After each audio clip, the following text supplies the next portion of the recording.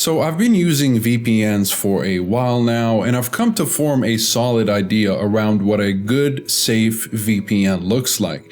Now with CyberGhost, on one hand, you have reliable unblocking capabilities and great speeds. But on the other hand, it's missing some features and has a questionable parent company. And so today I'll be giving you the complete picture, including the good and the bad, so that you can decide if CyberGhost may or may not be the right choice for you and your situation. Now, before getting into the controversial side of things, I realize that most of you just want to know if you can torrent safely or reliably unblock streaming services using CyberGhost, and the answer is a resounding yes. While most VPNs struggle quite a bit with unblocking streaming services, this is actually one of CyberGhost's strongest points, and CyberGhost will streamline things by simply giving you the best servers to use for streaming all in one dedicated list, and it's the same for torrenting. So if that's what you're looking for, then CyberGhost is a great choice. Alright, now regarding the privacy policy, to put it simply, I'm going to ask you this question.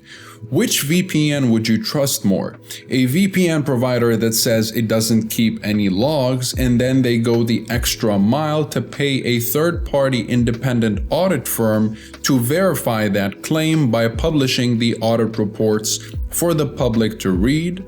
Or a provider that simply makes the no logs claim without the evidence to back it up. That's essentially the idea when it comes to VPNs making such claims. At the end of the day, nobody wants to just take the company's word for it unless they prove it. And CyberGhost is unfortunately lacking in that regard, which consequently results in less overall credibility in their claim. And that's not to say that CyberGhost doesn't encrypt your traffic or leaks your information.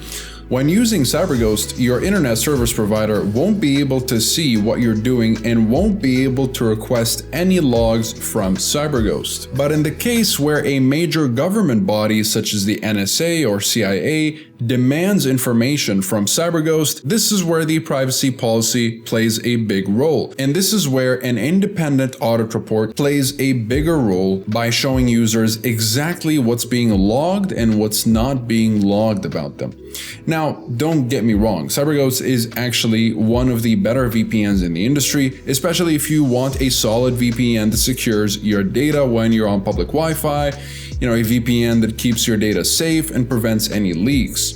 Nowadays, there's a heavy reliance on the internet, which translates to more targets at the disposal of malicious cyber thieves or criminals.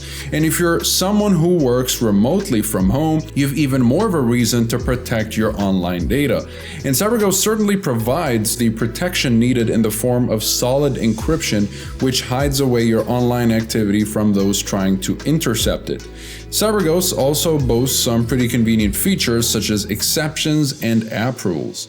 Exceptions will let you choose the websites you don't want to go through the VPN tunnel. So let's say you want to change your region to access a specific Netflix library, but you don't want your banking website to change regions as well, so that you don't have to log in again or possibly get locked out of your bank account, because sometimes a bank will block foreign IP addresses from accessing the same account to avoid potential fraud. While the other feature, app rules, will make CyberGhost automatically launch and connect to a selected server when you open up an application of your choice. So in this case, you can set it up so that when you launch your torrenting client, for example, CyberGhost will automatically connect to a server of your choice so that you'll be protected while downloading without having to manually connect to the VPN. And another really cool feature that I definitely have to mention is that how you can simply look up the streaming service you want to unblock, and then CyberGhost will show you all the servers dedicated to unblocking that specific service. So if I wanted to unblock Hulu or Amazon, I can simply look up these services in the search bar on the streaming list, and CyberGhost will show the appropriate servers to do the job.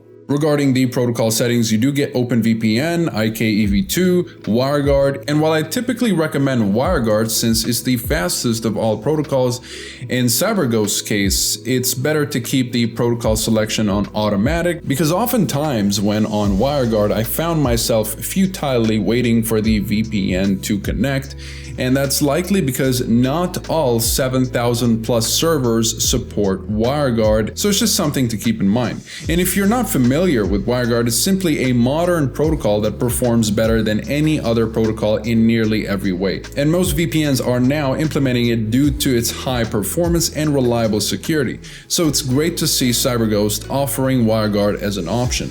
Now, a missing feature would be split tunneling, which is a useful feature that allows you to select which applications are routed in or outside the VPN tunnel, but you do get a kill switch and an ad blocker, packed within a user-friendly interface that can expand into a bigger window for more details or be minimized to look more compact depending on your preference. But keep in mind, if you're a Mac user, you won't have the option to disable the kill switch. It will be automatically on at all times, which isn't that much of a big deal, but if you're the type of user that doesn't use the kill switch, then you might not like the fact that you'll lose your internet access every time the VPN disconnects, which doesn't necessarily happen that often, but it's something to be aware of. Another missing feature for Mac users is the lack of OpenVPN as a protocol option, limiting you to only IKEv2 and WireGuard. But if OpenVPN is a protocol that you'd like to use,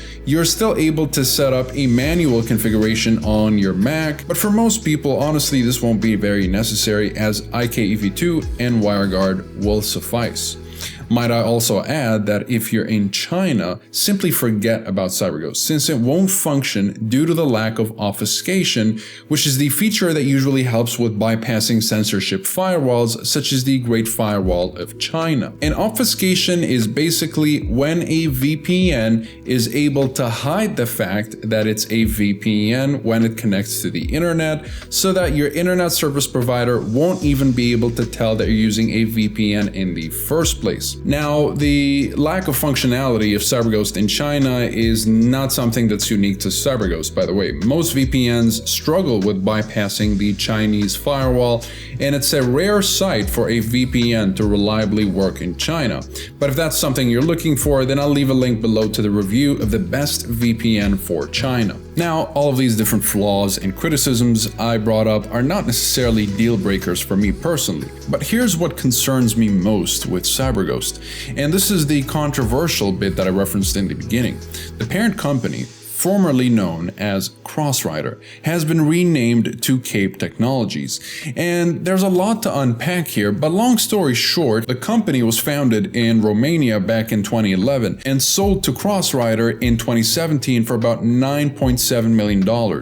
And at the time, Crossrider was known for hiding malware in software bundles and infected computers with adware. Hence the name change in an effort to try to distance themselves from that shady reputation. And now Cape Technologies have also purchased other VPNs such as ZenMate, Private Internet Access, and most recently even ExpressVPN. Though Cape did express that while these VPNs may be under their wing, the same teams still operate said VPNs and are under their own unique privacy policies, unlike CyberGhost's privacy policy, which is for the most part constructed by Crossrider or Cape Technologies. So with regards to ZenMate, PIA, and ExpressVPN, nothing's changed besides the ownership. Only time will tell, though, the genuineness of that statement, but so far it remains to be true. And it seems like Cape is really trying to do better this time around.